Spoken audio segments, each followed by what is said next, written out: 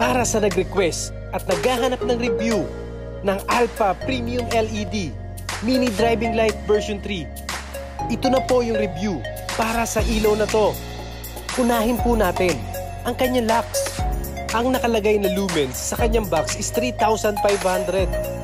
Nakuha natin itong 3,500 sa loob ng 2 meters na layo sa ating sensor. Times 10 po yung reading dyan sa ating device. Sinabay ko itong DSK D3 dito sa ating review. At ito naman yung kanyang lux. Sa loob ng 2 meters na layo, ito naman yung kanyang lux. Ito'y umabot ng 2,800 times 10 yung reading ng ating device. Ito yung road test ng Alpha Premium LED version 3. Ito yung kanyang yellow light.